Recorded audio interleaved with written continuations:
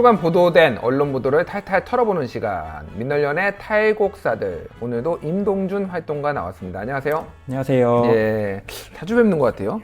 네, 그러네요. 정들 것 같아요, 이러다가. 네. 예, 우리가 그 총선을 앞에 두고 연일 그 후보자의 말, 네, 맞죠? 정확하죠? 맞습니다. 예, 그거를 시리즈를 했는데. 네. 오늘은 그거는 잠시 내려놓고 오늘은 다른 걸 가져오셨다면서요? 네, 저희가 그 후보자의 말 시리즈와 함께 총선 기간에 했던 것이 종편 시사 프로그램 말말말이라고 해서 한 예. 주간의 시사 프로그램에서 나왔던 이 문제 발언들을 종합하는 보고서였는데요. 그렇군요. 그거가 이제 선거 보도를 어떻게 했느냐를 분석을 한 거죠, 그러니까 종편. 네, 맞습니다. 한 주 예. 동안 있었던 종편 시사대담 프로그램들 중에서 문제 발언, 주요 문제 발언을 꼽은 보고서입니다. 그렇군요. 그런데 제목이 선거 직전까지 미래통합당 옹호하기 바빴던 종편 이렇게 나왔네요. 네. 이거는 뭐 일부 종편들이 굉장히 선거 개입을 하려는 시도가 있었다. 뭐 이렇게 저희가 일단 먼저 이해를 하고 들으면 되는 건가요, 그러면? 선거 개입까지는 조금 나간 것 같고요. 알겠습니다. 이 내용이 예. 이제 4월 1주차에 있었던 종편 시사대담 프로그램들 중에서 문제 발언을 꼽은 건데요. 4월 예. 1주차라고 하면은 이제 4월 6일부터 4월 10일, 그러니까 선거 전주죠. 선거 전주에 있었던 문제 발언들 한번 하나씩 보도록 하고 선거 개입인지 아닌지는 저희 현명한 시청자분들이 판단하실 겁니다. 네. 예, 알겠습니다. 문제 발언 뭐가 있었는지 한번 보죠. 네, 첫 번째 문제 발언은 이제 채널A에서 나왔던 발언들인데요. 예. 저희가 이번 주에도 다뤘지만 차명진 후보의 문제 발언, 망언. 차명진, 예. 네, 이 내용들을 옹호하는 발언들이 나온 겁니다. 이것도 옹호를 할 수가 있나요, 도대체?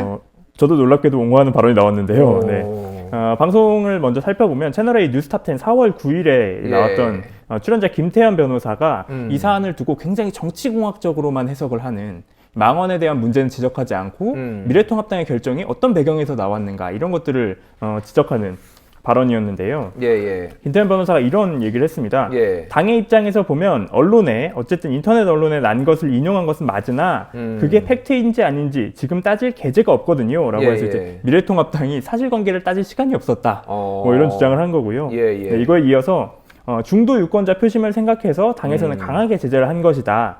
선거를 앞두고 전략적인 판단을 했을 때 일부 강성 지지층이 떠나갈 위험보다는 중도 유권자의 표심이 수도권에서 쫙 날아가는 게 훨씬 더 크다고 본 것이다. 뭐 이런 식의 주장을 펼친 겁니다. 그러니까 이게 지금 누가 얘기한 거라고요? 김태현 변호사입니다. 김태현 변호사가 어떤 분인가요, 그분이? 이분도 사실 새누리당에 당적이 있었던 분인데요. 이 이후에는 뭐 당적까지는 정확하게 파악이 되지는 않고 있습니다만 종편에 굉장히 오랫동안 출연하면서 사실 문제 발언을 좀 많이 했던 출연자입니다. 그러니까요. 그러니까 보통 일반적으로 이 종편에 나오는 분들이 전에는 다 정당인이었어요. 네. 근데 갑자기 굉장히 중립적인 척. 나는 전문직에 뭔가 정치적 식견을 가지고 있는 사람이야 라고 하면서 나와가지고 막 아무 말을 막 씹으려요. 그죠? 네. 예. 그렇군요. 서정옥 변호사. 네. 뭐 발언이 있다는데 이거는 차명진 의원을 후보를 옹호한 거라는데 이게 영상이 있다고 하네요. 영상 한번 먼저 보고 얘기를 해보도록 하죠. 저는 이제 제가 차명진 의원 발언이 적절하고 잘했다는 게 아니고요. 예. 저는 징계 자체는 이제 어느 정도 이해가 돼요. 왜냐하면 결국은 이제 차명진 의원은 언론의 기사 있잖아요. 특히 상대 후보와 토론할 때 상대 후보가 이제 과거에는 보수와 진보가 있는 줄 알았더니 세월호 이후에 인간과 짐승으로 나뉘진다. 이런 게 발언을 했습니다. 그렇다면 이게 전체 발언 취지는 차명진 의원이나 세월호에 대해서 좀 이게 비판적으로 보는 보수 국민들은 짐승 아닙니까? 그 비유가. 따라서 저는 상대 후보의 발언도 아주 부적절한 거예요. 예. 거기에 대해서 이제 본인이 언론 기사 있잖아요. 지금도 이게 인터넷에 그 기사가 있어요. 그런데 그 기사가 팩트가 아니면 고발해야 될 거 아닙니까? 지금도 이게 30만 명에서 조회수가 있는데 지금도 기사가 있는 그 기사를 인용한 거거든요. 따라서 이 모든 해명을 들어봤을 때 예. 저는 이제 제명보다는 탈당 권유 윤리위에서 결정한 거고 그건 납득이 되고요. 일단 논리가 네. 나 도플갱어 차명진 후보가 와서 앉아서 얘기하는 줄 알았어요. 네. 똑같은 얘기를 하네요. 맞습니다. 기사가 있으니까 한 건데 이게 뭐가 문제냐라는 거고 과거에는 진보와 보수가 있는 줄 알았더니 세월호 이후에는 인간과 짐승으로 나눠진다라고 강하게 차명진 후보의 발언을 비판을 한 것에 대해서 대응한 거다. 네, 그럼 그건 문제가 안 된다. 이게 완전히 차명진 후보의 논리와 똑같은 논리인데요. 그러니까요. 와, 혹시 그 두 분이 형제지간인가요? 그렇지는 않고요. 사실 예. 이 서정욱 씨 같은 경우는, 서정욱 변호사 같은 경우는 2019년에도 예. 차명진 후보가 세월호 망언을 했을 때 MBN 뉴스와이드에 출연해서 차명진 후보를 옹호한 적이 있습니다. 그런 얘기를 또 했었어요. 그러니까 어찌됐든 차명진 후보하고 굉장히 뭐 가까운지 그거는 우리가 알 수 없으나 지속적으로 망언들을 변호를 해왔던 맞습니다. 그런 분이네요.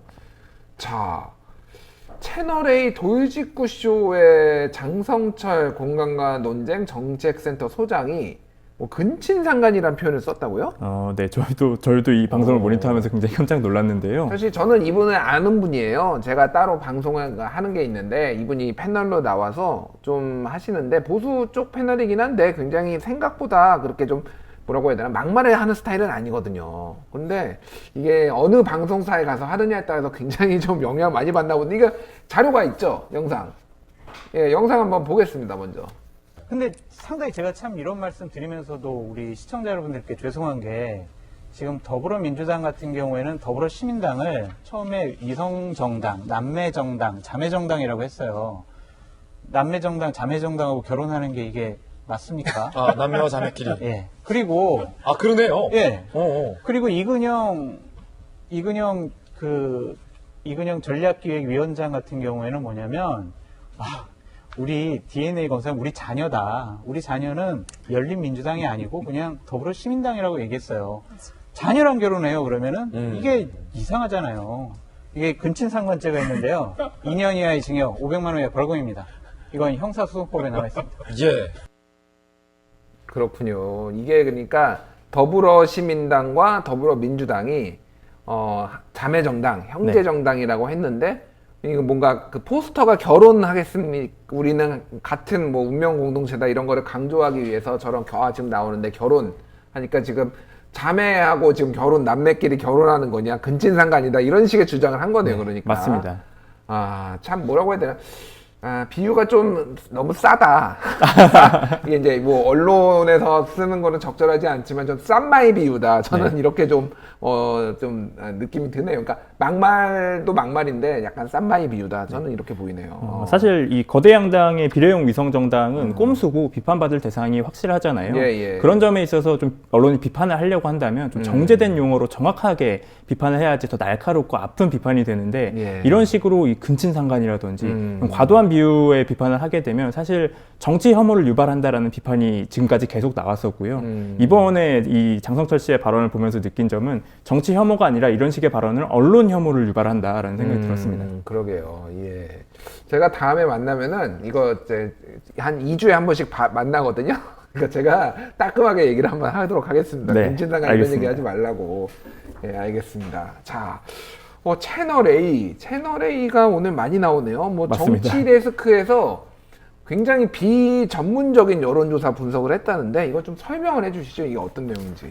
네, 이게 채널A 정치데스크 4월 7일 방송에서 나왔던 내용인데요. 예. 이날 굉장히 많은 여론조사 내용을 다뤘습니다. 근데 다뤘던 내용들 중에 좀 눈에 띄었던 부분이 예. 서울 종로구 지역의 이제 판세 분석을 한 건데요. 이날 나온 여론조사가 2개의 여론조사였습니다. 그래서 예. 2개의 여론조사 결과를 띄워놨는데 이 2개의 여론조사 모두 오차 범위를 벗어나면서 이낙연 후보가 앞서는 것으로 확인이 된 여론조사였습니다. 52대 37, 53대 27, 뭐 그러면은 저거는 오차 범위를 한참 플러스 마이너스 뭐 5%라고 하더라도 10% 위아래로 10%니까 그러면은 뭐 한참 벗어나는 거죠, 저 정도는. 맞습니다. 사실 그래서 이 여론조사 결과로만 본다면 이낙연 후보의 우세가 확실해 보이는 여론조사였는데요. 이거는 우세라고 봐야 돼요. 저 정도는 무조건 우세라고 얘기를 하는 게 맞습니다. 네, 그런데 이날 출연한 이 전지현 변호사가 이 여론조사 결과를 분석을 하면서 이 여론조사로는 결과를 예측할 수가 없다라는 주장을 펼친 겁니다. 잠깐만요. 전지현은 제가 아는 그 전지현은 아닌 거죠, 그러니까. 네, 배우 전지현 씨는 아니고요. 변호사 전지현 씨입니다. 변호사 중에 전지현 씨가 있어요? 네, 저는 맞습니다. 잘 몰라가지고. 네. 그렇군요. 그래서 이 예측할 수 없는 이유를 좀 설명을 한 건데요. 예. 그 이유가 조금 저희가 볼 때 굉장히 황당했습니다. 그 이유가 지금 보시는 자료 화면에서 보시면 15% 차이, 25% 차이 이렇게 나오잖아요. 그러게요. 예. 2개의 여론조사인데도 불구하고 차이가 저렇게 벌어졌다. 그래서 신뢰도가 떨어진다. 뭐 이런 주장을 펼친 겁니다. 일관되게 한 10%면 10%, 15%면 15%가 나야 되는데 어떻게 15%, 25%뭐 이렇게 들쭉날쭉 가느냐 이거는 다 부정확하다 지금 그렇게 주장하시는 거예요? 맞습니다. 그러면서 그 배경을 이제 유무선 전화 비중으로 따졌는데요. 예. 이게 첫 번째 근거였고요. 두 번째 근거가 또 있습니다. 여론조사를 불신하는 두 번째 근거가 또 있는데 그 이유는 부동층이나 무응답층이 상당히 많다. 그리고 응답률이 5% 정도밖에 안 된다. 그래서 이 여론조사 결과로는 당선을 어떻게 얘기할 수가 없다. 불확실하다라는 주장을 펼친 겁니다. 아니, 영상이 있다고 하는데 없는 줄 알았는데 영상을 짧게 한번 보고 얘기를 해보시죠. 예. 저는 결과를 예측할 수 없지 않을까 싶습니다. 어허. 왜냐하면은 저 여론조사 결과만 가지고는 이게 차이가 크게 벌어지는 것 같지만은 거의 같은 기간에 조사를 했는데도 15%, 25% 차이가 난단 말이에요. 그 이유를 보니까는 조사 방법에 차이가 있어요.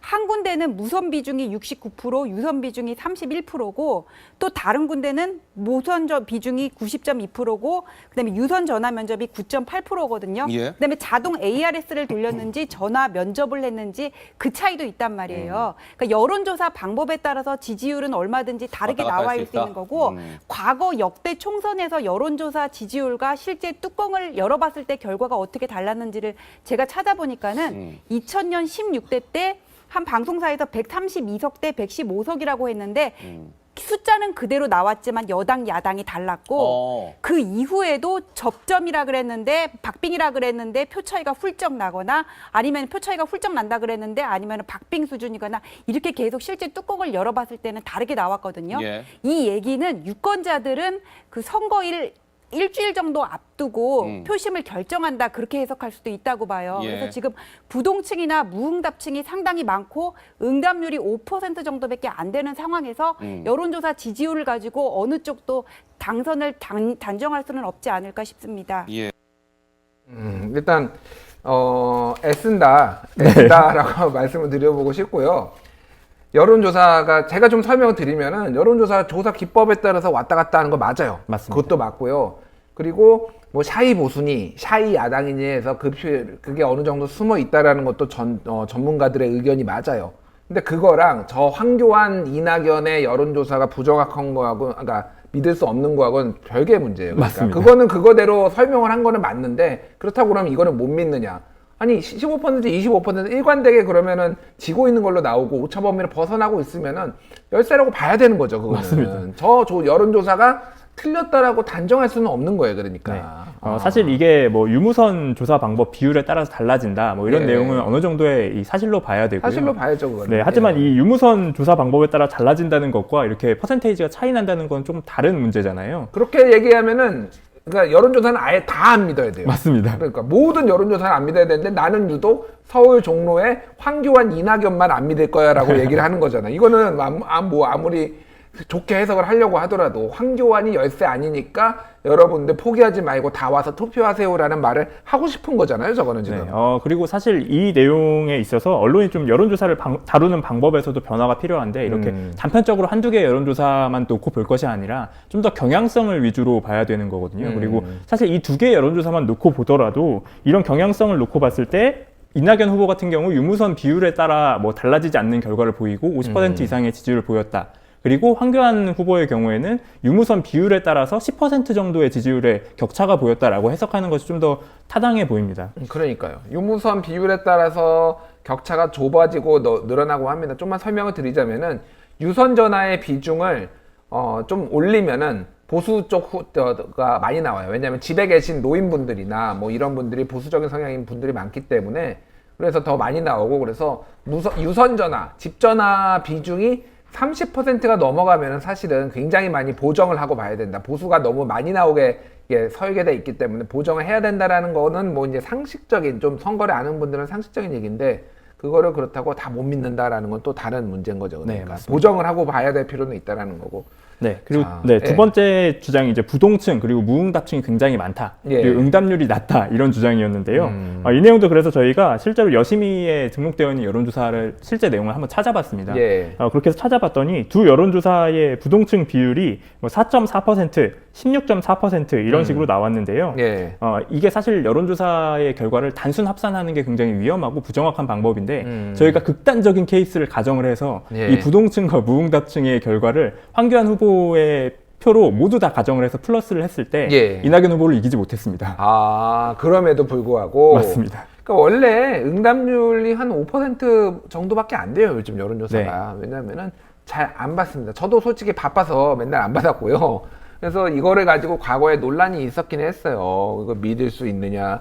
근데 진보 쪽이 높게 나오면은 보수 측이 이거를 문제 제기를 하고요. 네. 보수 측이 높게 나오면 진보 쪽이 문제 제기를 합니다. 그래서 맞습니다. 계속 끊임없이 저쪽 후보가 저렇게 높게 나올 리가 없어라고 응답률을 가지고 얘기를 하는데 그냥 믿으십시오. 예, 이 정도면은, 그리고 이 정도의 큰 규모가 여론조사가 하는 거는 그냥 믿으면 됩니다. 예. 네, 그리고 실제로도 중앙선거 여론조사 심의위원회가 이 공지를 해놓고 있는 선거 여론조사 기준에도 이 응답률과 관련된 내용은 없습니다. 오히려 표본의 대표성, 실제 이 유권자와 얼만큼 표본이 일치하는가에 대한 부분이 더 정확하게 있고요. 응답률에 대해서는 실제로 고지를 할 필요만 있지 뭐 이게 예. 신뢰도에 영향을 끼치는 것은 아니다라는 게 이 기준에 나와 있습니다. 무작위 샘플링을 했을 경우에는 어쨌든 그거는 응답률이 낮더라도 될 가능성, 그러니까 뭐 공정하게 이제 샘플링이 됐을 가능성은 뭐 매우 높다라고 보는 게 여론조사 기법 전문가들의 얘기입니다. 어쨌든 실제 결과 같은 경우에는 18.4% 정도 차이가 났잖아요. 네, 맞습니다. 그러면 아까 전에 나왔던 15와 25를 합산해서 2로 나누면 대충 그 정도 나오네요. 네, 맞습니다. 사실 그래서 경향성을 보는 것이 굉장히 중요하다라는 이야기를 하는 거고요. 산술 평균을 내면은 대충 그렇게 나왔네요.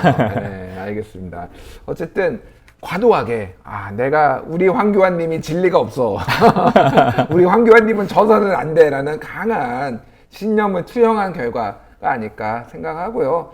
패널들은 좀 진보 보수 본인의 성향이 있지만은 팩트를 얘기해야 돼요. 아무리 뭐 그런 게 있다고 하더라도. 예. 그리고 실제로 이 전지현 변호사 같은 경우 여론조사에 대한 전문성 있는 출연자가 아닙니다. 그러니까요. 그래서 사실 이런 출연자를 앉혀놓고 이 여론조사 분석을 했다는 것부터가 이런 문제의 시작이었다고 볼 수 있습니다. 저도 뭐 완전 전문가는 아니지만 저는 그래도 여론조사 기법 같은 거를 공부를 많이 하는 사람이라서 저 전지현 변호사보다는 제가 많이 하는 것 같으니까 채널 A 측에서는 분석을 해야 되면은 차라리 저를 부르십시오. 제가 다 분석해 드리겠습니다. 이게 어떤 의미인지 제가 통계 방법론도 다 박사과정 하면서 배웠기 때문에 다 알려드릴 수 있습니다. 예, 아무나 좀 무자격자 그런 사람들 부르지 마시고요. 예. 자, 마지막으로 오늘 예정되었던 채널 A TV조선 재승인 심사가 연기됐다고 하네요? 네, 맞습니다. 이게 지금 어떻게 된 건가요? 방송통신위원 한 명의 일신상의 사유로 이 연기가 네. 됐고요. 다음 주 월요일에 다시 열릴 예정입니다. 재승인 되나요? 어떻게 되나요? 그거에 대해서는 사실 제가 방통위가 아니기 때문에 예. 결정 확실한 대답을 드릴 수는 없겠지만 저희 같은 경우는 재승인 되면은 민원연 다 사퇴하나요, 그러면? 저희가 직을 가지고 있지 않아서요. 사퇴하기는 힘들 것 같고요. 예. 네. 재승인이 될 경우에는 아무래도 이렇게 문제 발언을 일삼아왔던 이 중편 채널들을 또 재승인 기간 동안 4년여 동안 또 봐야 한다라는 게 문제이기 때문에 당연히 재승인 취소를 해야 하지 않나라는 생각입니다. 근데 아무래도 정부 입장에서는 이게 언론 탄압이다, 뭐 야당 탄압이다 이런 프레임 때문에 굉장히 좀 어려워하는 것 같기는 해요. 맞습니다. 사실 그래서 조건부로 허가를 내주더라도 그 조건에 매우 좀 엄격하게 해서 공정 보도를 할 수 있게 이런 보도들 막 선거 막판에 쏟아내면서 특정 정당 유리하게 만들려는 이런 보도도 안 나오게 뭔가를 좀 조치를 해야 되지 않겠습니까? 맞습니다. 재승인 심사 네. 기준 그리고 재승인 제어를 해줄 때에 다른 단서 조항들을 좀 더 보완을 할 필요가 있고요. 지금의 단서 조항들도 실제로 이렇게 선거 방송에서 굉장히 큰 문제를 일으키지만 이 내용들이 재승인 심사에 전혀 반영이 되지 않습니다. 예. 그래서 저희가 이렇게 굉장히 문제 보도들을 많이 지적을 하지만 결과적으로 이게 채널A나 TV조선의 재승인에 큰 영향을 끼치지 못하고요. 그러게요. 그래서 좀 재승인 심사의 이 기준을 달 때에도 단서 조항을 달 때에도 훨씬 더 보완되고 강화된 이 조항을 달 필요가 있습니다. 게다가 채널 A는 지금 그 기자의 그 네. 이모 기자의 지금 취재원 협박 네. 그 의혹이 있잖아요. 지금 감옥에 있는 그 대표의 가족을 언급하면서 맞습니다. 유시민을 뭐 엮어야 된다, 뭐 도와주면은 뭐 내가 그 재판을 뭐 도와줄 수가 있다, 검언 유착의 의혹까지 막 이런 것들이 있는데 해명이 지금 본인들은 아무것도 뭐 이렇게 검언 유착은 없었다라고 주장을 하지만 해명이 된 게 없어요, 아직은. 맞습니다. 방통위에 나와서 또 해명을 했습니다만 해명 내용이 사실 명확하게 진실이 밝혀졌다라고 할 수 없는 상황이고요. 그래서 방통위가 이 사안이 끝나지 않은 상태에서 재승인을 해줄 경우에는 검언 유착이 해결되지 않은 상태로 채널A의 재승인을 해줘버리는 상태가 됩니다. 검언 유착도 검언 유착이고 취재윤리를 엄청나게 어긴 거예요. 이거는 맞습니다. 협박을 기자가 하면서 지금 뭔가를 취재를 하려고 했다라는 거고 협박도 문제지만 아예 뭔가를 사건을 조작하려고 한 거잖아요. 이거는 근데 이거가 해명이 안 된 상태에서 뭔가를 지금 승인을 한다라는 거는 말도 안 되는 거고, 우리 국민들을, 방통위가 우습게 보는 거죠. 만약에 승인 결과가 나온다라면은. 네. 민원련 사퇴할 겁니까? 승인 나면은? 저희가 사퇴는 하지 않을 거고요. 저희 네. 청와대 국민청원을 진행 중입니다. 아, 네, 그래서 그렇군요. 네, 관심이 있으시고 문제의식을 예. 같이 공감해 주시는 시민 여러분들께서 민주언론 시민연합 홈페이지에 들어오셔서 청와대 국민청원 바로가기 배너를 누르시면은 참여하실 수 있으니까 예. 많이 참여해 주시면 감사할 것 같습니다. 자, 선거가 이겼다고 모든 게 끝이 아닙니다. 여러분, 시청자 여러분, 민주언론 시민연합 홈페이지에 가셔서 배너 누르시고 청와대 국민청원 가셔서 국민의 힘을 보여주십시오. 이런 식으로 쉽사리 재승인이 나면은 또 국민을 우습게 보고 이런 막말 방송 막 쏟아집니다. 여러분들의 관심이 방송을 바꾸고 언론 환경을 바꿀 수 있습니다. 임동준 활동가. 네.